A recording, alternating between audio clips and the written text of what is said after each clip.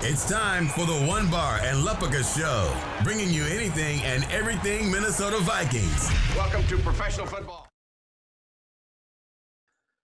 All right, welcome back to the One Bar and Lupagus Show. I am One Bar with Lupagus. Hey there. And we're talking scrimmage. The Vikings had a dress rehearsal today. This is the closest we're going to see to the Vikings in preseason. Yeah, this is about as exciting as the preseason is going to get. No exhibition games. This is pretty much the meat and potatoes right here. And the sounds like, from what I can take from this, the Vikings' offensive meat was quite limp today. Did you say meat? Meat. Yeah, it sounds like it was pretty soggy meat. Kirk Cousins, 5 drives, 6 points. Not great. Not great. He was 11 for 20, 118 yards, sacked 3 times, but he did throw a 32-yarder to Adam Thielen. And to me, the biggest takeaway from this is that pressure. 3 sacks. This offensive line sounds like it did not hold up. I didn't really hear if it was coming through the left side or the right side, but either Dakota Dozier or Pat Elflein was probably the weakness, is my guess. Well, it sounds like it was coming from every side, and this is just something like last year we're going to have to deal with. We're going to have to live with the fact that he is going to be pressured. He's been pressured since he's been here. He's going to be pressured all year. He'll probably be pressured next year. So right, he's used to it. He's used to it. A couple of notes offensively. The running backs carried 16 times for 40 yards, which is 2.5 yards a carry. And that's one thing we do have to, maybe just recognize is that in these kind of scrimmages, there's no tackling. So the running backs go 6 yards, they get touched, they're considered down. So you can't take a whole hell of a lot out of this, but obviously Cook can shake a guy and go for another 12 yards. That didn't happen in a scrimmage like today. Yeah, and Mr. Madison has no problem lowering his head and busting some ass. So just because he got touched, I don't put anything into those numbers. We know that our running backs are going to put up some numbers this year, so that's all good. Another thing on offense, Rashad Hill didn't play. Dakota Dozier was our left guard. He was out there the whole time with the ones. They didn't even have Collins in there. What else you got? Well, Justin Jefferson had 4 catches for 22 yards. He did have a drop, but he the 4 for 22. For a rookie wide receiver, those are numbers that you can kind of expect early. Thielen finished with 3 for 64. Sean Mannion, you're gonna be shocked by this. He struggled. He struggled today. Yeah, it sounds like he was absolutely horrible, and that is a surprise to absolutely nobody. Sean Mannion played Sean Mannion type football. One other thing, Alexander Hollins ripped shit up. He caught a 40-yard pass on the sideline, drew a pass interference, which is what those speedsters do. This dude is going to make the team. I'd be very surprised if he didn't make the team. Who's the guy? Was it Corinne Robinson? Who's the guy that always got a pass interference to just stretch the field? Probably it might have been Corinne Robinson. Or who was the guy we got from the Bengals? No, that's who it was. God, what was his name? It was the Bengal. Damn it. He could do the backflips and shit. Yes, you're right. God, I absolutely know who this is. I'm going to look it up. This is pathetic that we don't remember his name. But, yes, that's who exactly I'm thinking about. So, Hollins, he was out there early. Jeff Gladney got the pass interference. We'll talk about that on defense. But all signs point to him making the team. And one other thing we should talk about, Jake Brown and Nate Stanley both led touchdown drives. Boone caught one of those, and Dylan Mitchell caught the other. But, again, Dylan Mitchell is a name I think we will all forget in about a year. Yeah, I think you're right. The name Jerome Simpson, I don't know how the hell we couldn't think of Jerome Simpson. He was every time he'd get a pass interference. And another thing, Dan Bailey, 5 for 5 on his kicks. 3 extra points, 2 field goals. It seems like he cannot miss this preseason. He's hitting everything, which is great.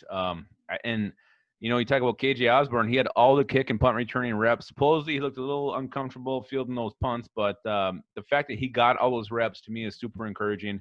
I hated last year when we kept having a new face in there every single week, every single day almost. So the fact that he's getting all the reps is only going to make him better, make him ready for the season when it starts. So yes, very, very good to see. The fact that Hollins is ripping it up, Osborne taking all the kick returns, punt returns is not good news for Tajay Sharp. I'll say that. No, but he did have a touchdown from old Sean Mannion. Yippee. Catching a touchdown from Sean Mannion is like a death sentence. It's like waking up next to your grandma. Been there. That's pretty much our offense. I mean, it sounds like it wasn't great, but there are a few little nuggets that might get us a little excited. I mean, you don't get your run game. You can't really get your run game going in these kind of situations. So, and that's a huge part of the offense. So I'm not super concerned at this point.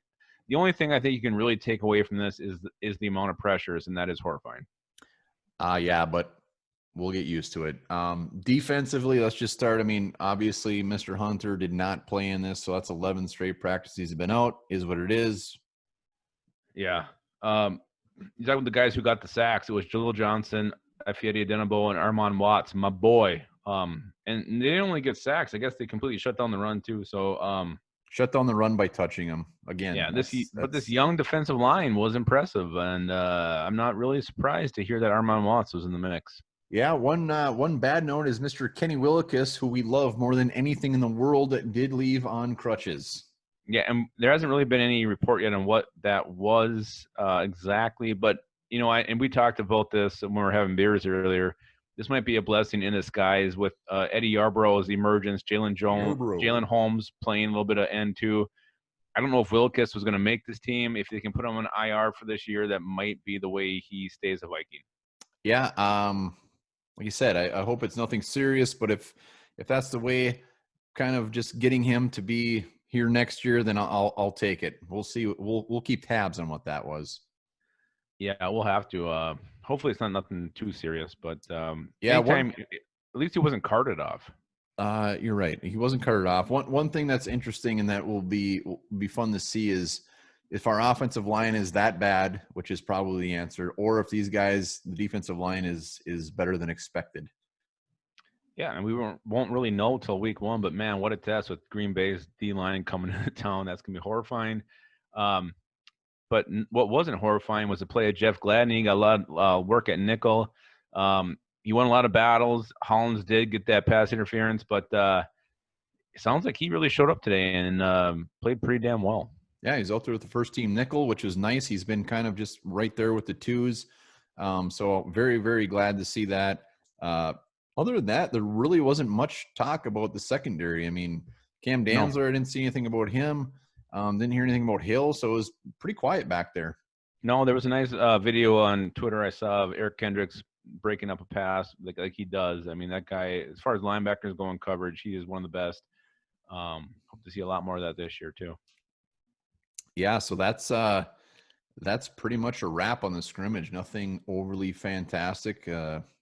Yeah, I mean, if you're breaking down the major takeaways from this, I think it's the offensive line struggling, Willekes getting hurt, and the fact that Bailey made all his kicks and Osborne getting all the work as a punt and kick returner. I mean, those are kind of the biggest tells, I think, in this thing.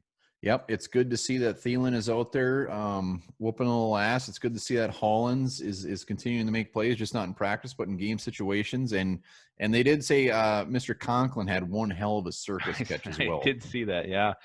And maybe that's what, I do think he's ahead of Brandon Dillon at this point. So if they do keep 3, I would say Conklin's going to be the man. Yeah, I think you're ahead of Brandon Dillon at this point. No, I'm not. I'm far behind him. Yeah, you're right. You're right. So that's it. That's it for the scrimmage. Yeah, I mean, there's not much else to say.